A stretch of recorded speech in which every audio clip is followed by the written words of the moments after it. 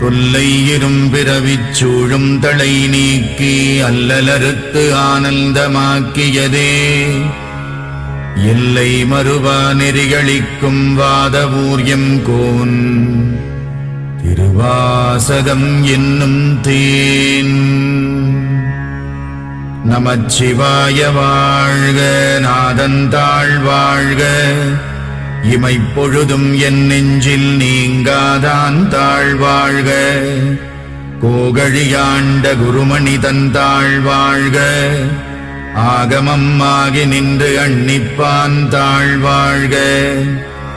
ஏகன் அநேகன் இறைவனடி வாழ்க, வேகம் கெடுத்தாண்ட வேந்தனடி வெல்க.